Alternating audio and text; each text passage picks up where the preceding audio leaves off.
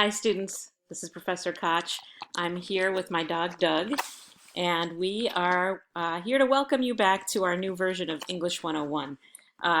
Doug is still figuring things out with all this working at home stuff. I hope you're all doing okay. I know this is a really unusual time, and I'm going to miss seeing you in class, but I know that we can get through this new version of the class together. So this video is just meant to go over the ways that the course is changing so that we can still accomplish what we need to accomplish, but also hopefully make it a little bit more realistic for you. Okay, so here we are on our course homepage, and when you log on, you'll see this welcome back video with the welcome back announcement with the video I'm doing right now added in, and a quick summary of what's coming up this week. I'll use this announcement space frequently to go over what it is that we'll be doing in class. And we'll also be using the typical parts of English of our English 101 D2L site with the addition of discussions under communication. I'll talk a little bit more about this later. You may have already noticed that we have some non-class related things to check in on if you want to, and ask questions and so on. And then below that will be course related issues, including your first assignment for Tuesday. But more on that in a minute. Back on the course homepage, I've attached the online course plan and revised schedule. So I want to take a look at that real quick right now.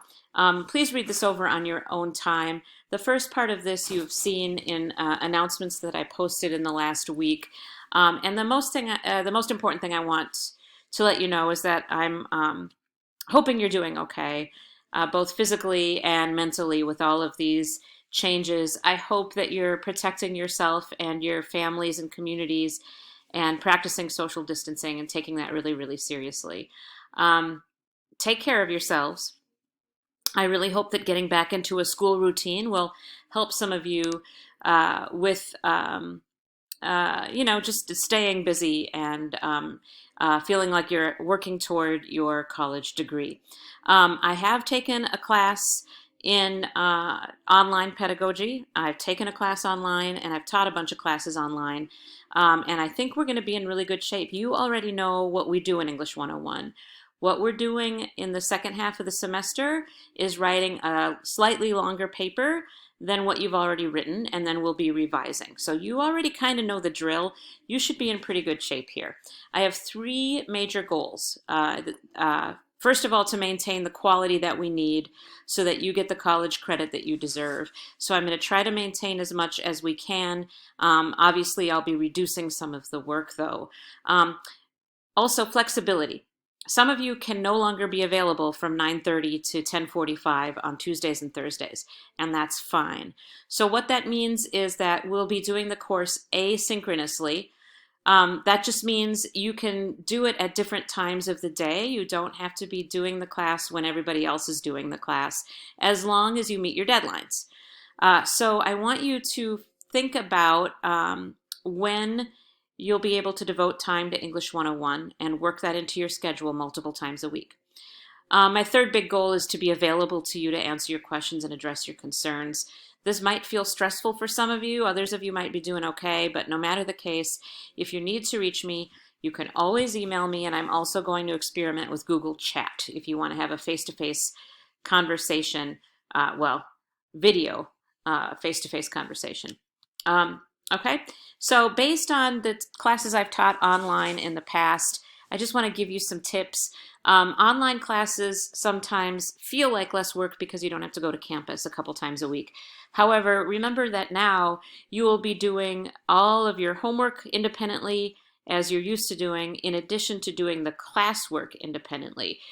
So that's why it's so important, as I mentioned earlier, to try to establish a schedule if you can, and do your work multiple times a week. Don't try to do everything all in one sitting, because that's just too much.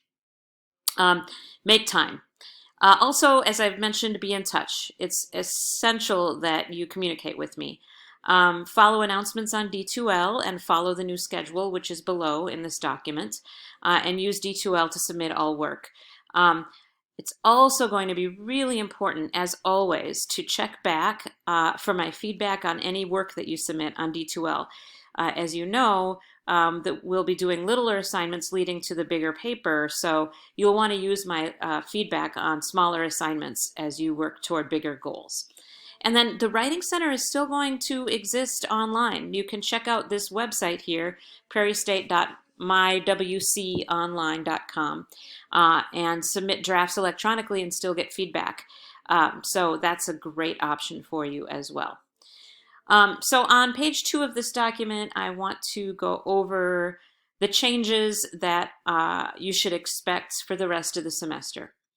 I've already mentioned the deadlines. We do need to have certain steps in place so that you don't have to write a big paper out of the blue. I want you to be able to get some feedback on the way up to those the bigger paper.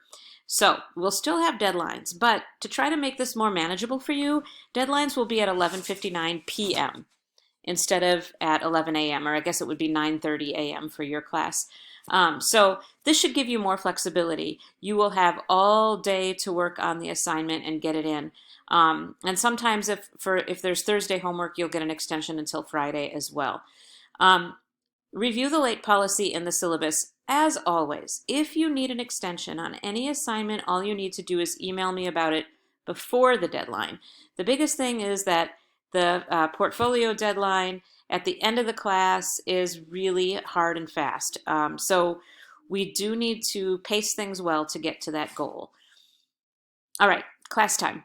So we'll be doing a few different things to substitute for the work that we'd be doing in class. And one of them is to have our discussions online through the discussions feature. I showed you that a minute ago. You'll be able to post your ideas there and read what your classmates say or what I say and respond to each other. That's going to be an important part of the class. There'll also be short videos like this one. They'll never be longer than 15 minutes. And they'll help to explain some key ideas. And then occasionally other activities like reading a sample paper and commenting on it. I'll always post details about this on D2L announcements, on our D2L homepage, in other words. So I am cutting the in-class essay that we were going to do our first week after spring break. That's just gone. You don't have to worry about that anymore. The long essay is required for all English 101 students in the Illinois Community College system. This is kind of a non-negotiable. This essay is what we're going to be working on for the next few weeks. It has to be 1,250 words long, not counting a works cited list. That's about 4 pages for most of you, and some of you have already written that much. You'll need to cite 3 sources in this paper, and eventually you'll need a works cited list, but we're not going to worry about that quite yet. The other big thing is after your long essay is in, you will get to pick one of your earlier essays to revise, and you'll revise your long essay too, and write a cover letter about your writing this semester. And that's your big project at the end of the semester that's worth a really big chunk of your grade. The other thing I'm canceling is response 4, but I will ask you to use discussions instead. Okay. A word about being a community online. Just like we would be in a classroom, we can all learn from each other and help each other out. We really are in this together, and we can help each other just by contributing to discussions and reading each other's discussion posts carefully. Other changes will be announced. If we need to slow down, we will slow down. All right, so here's the revised schedule. Again, work will be due at 11:59 p.m. on the dates listed. Use D2L to submit your work. Check back to see my feedback and review the late policy. Okay, so this week, I should say week 10, starting on March 24th, we're going to begin working on the long essay. And the topic of that essay is school resource officers, armed police officers who work in middle schools and mostly high schools to help keep things safe. You may have seen headlines in the news recently about officers who have arrested, say, a 6-year-old child. This has become a controversial idea, the role of police officers in schools. So In this week that we start back, we're going to work on watching a video and reading a few articles to get a sense of the debate surrounding SROs, or school resource officers, to see why some people see them as a crucial part of a school environment and why other people have concerns. So, for class on Tuesday, I want you to watch a 12-minute video and take notes. This video is going to feature a couple of experts. Let me find this for you. If you go to content and you go to the long essay, you will see this video. And this is the one that I want you to watch. You can skip the first minute and a half or so. They're just talking about an ad for an NRA ad about police and schools. I'm not going to ask you to pay attention to the NRA issues. That's kind of separate. But you're going to see in this video a couple of experts debating whether these SROs are a good idea. You'll see Sean Burke, who argues that we do need SROs and that they're a good idea, and Damon Hewitt, who is concerned about their uses. So I want you to watch the video. I recommend that you take notes with two columns, one for Sean Burke and one for Damon Hewitt. Keep track of each guy's major points and how they're supporting them. Okay, so that's the video. If you go back to content, I'd also like you to do a couple of short readings, again, to get a sense of the debate. For Thursday, there are a couple more readings and a response paper. Let's go back to the original schedule. So for Thursday, those articles I mentioned and response paper 3, you've already written two response papers, so you might remember. First, in your first paragraph, summarize the most important points. In a separate paragraph, respond with your own ideas and use a quotation sandwich. Okay, those are your major assignments for the week.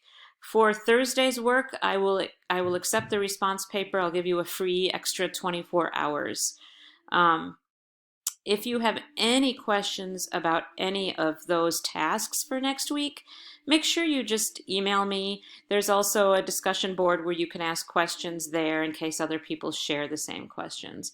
Looking ahead, we're going to continue to work on reading more and developing our knowledge in week 11 next week. And then the essay draft will be due in a couple of weeks. We're still going to try to work out a way to have workshops and conferences so you get feedback from a classmate or two as well as from me, and the essay itself will be due in about a month.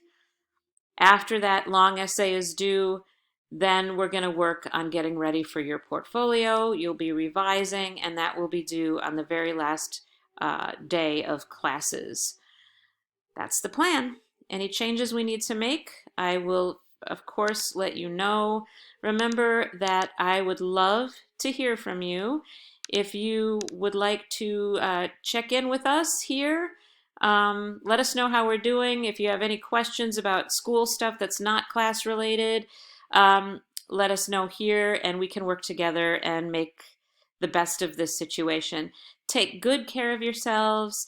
Be in touch with me if there's anything I can do to help. And I will see you in the discussions.